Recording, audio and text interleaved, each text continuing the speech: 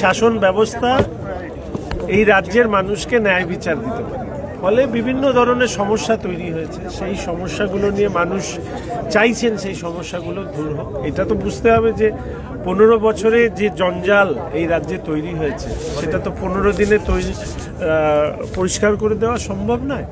আমাদের যেটা ইচ্ছে, আমাদের মাননীয় মুখ্যমন্ত্রী শুভেন্দু অধিকারী মহাশয় এবং রাজ্য সভাপতি শ্রী শ্রমিক ভট্টাচার্য মহাশয়, তাদের যে নির্দেশ, সেই নির্দেশ অনুযায়ী আমরা চেষ্টা করছি মানুষের সরকার হিসাবে, পশ্চিমবঙ্গের মানুষের সরকার, কোনো রাজনৈতিক দলের সরকার নয়, মানুষের সরকার হিসাবে এটা প্রতিষ্ঠা করা। এবং আমি চিরকালই মানুষের মাঝে থাকতে ভালোবাসি।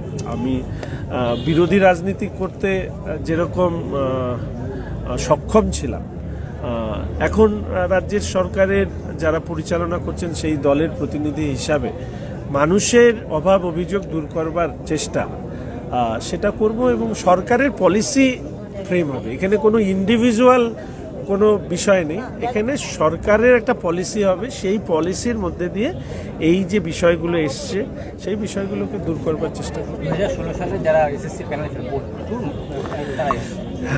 অনেকে এসছেন, শিক্ষা সংক্রান্ত বিষয় নিয়ে এসছেন, কেউ জমি নিয়ে এসছেন, কারো অসুস্থতা নিয়ে এসছেন, কেউ অন্যান্য কাজ নিয়ে এসছেন। শিক্ষা নিয়ে আমি বলবো এই দপ্তর মাননীয় মুখ্যমন্ত্রী দেখছেন।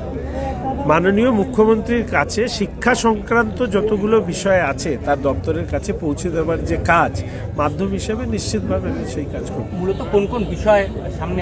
মাল্টিপারপাস, একজন বয়স্ক মানুষ তার ভাতা পাননি সেটাও আছে, কারো বাড়িঘর কেউ দখল করে নিয়েছে সেটাও আছে, জমি নিয়ে আছে, বিভিন্ন ডিপার্টমেন্ট, সরকারি ডিপার্টমেন্টের যে দুর্নীতির বাস্তুতন্ত্রের কথা আমাদের মাননীয় মুখ্যমন্ত্রী বলেছেন সেটাও আছে। Lot of thing. তো ধাপে ধাপে ধৈর্য ধরে আমাদের এই কাজগুলো। মানে অন্য জেলা থেকেও এসছে, কিন্তু মালদা থেকেও এসছে। আমি তো করেছিলাম যে শিলিগুড়ির মানুষের জন্য। যাই হোক, তারা এসছেন, তাদেরকে ধন্যবাদ। আমি চেষ্টা করব যে দেখুন, আমরা মানুষের কাজ করি, সেখানে তো কোনো সীমারেখা নেই। যে মানুষ এসছেন তাদের যা দাবি দেওয়া সেগুলো।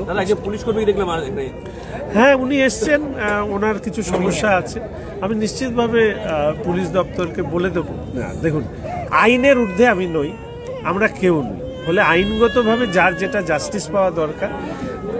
আবার বলছি, মুখ্যমন্ত্রী বলেছেন এই রাজ্যে আমাদের একটা কথা বলা হয়েছিল, হাইকোর্টের অবজারভেশন ছিল যে এই রাজ্যে শাসকের আইন চলে, আইনের শাসন চলে।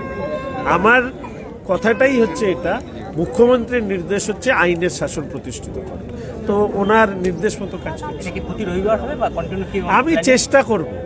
আমি চেষ্টা করব আমার কাজের ধরন, পরিধি, বহরের উপরে দাঁড়িয়ে এটা ঠিক করা। ফলে সেই জায়গাগুলো দেখে করতে হবে। এটা যেহেতু আমি কিছুটা গ্যাপ হয়ে গেছিল, আমি সেই গ্যাপের কারণে আমার ইচ্ছে ছিল যে আজকে একটু দেখা করে নাও, ওই জন্য আজকে 2 ঘন্টা থাকবো, তারপরে আবার কি শিডিউল করবো সেটা মানুষকে জানাবো। Sampriti guest house hotel and restaurant, সমস্ত আধুনিক সুবিধাযুক্ত AC double bedroom, standard double bedroom, twin bedroom, deluxe double bedroom. আমাদের হোটেলেই রয়েছে বাঙালির খাবার সহ মাল্টি কুইজিন রেস্টুরেন্ট, শহরের মধ্যে অথচ সম্পূর্ণ নিরাপদ পরিবেশে থাকা খাওয়ার একমাত্র ঠিকানা Sampriti guest house hotel and restaurant, Chakdah road, টবাজার, বনগাঁ। ফোন 03215257603।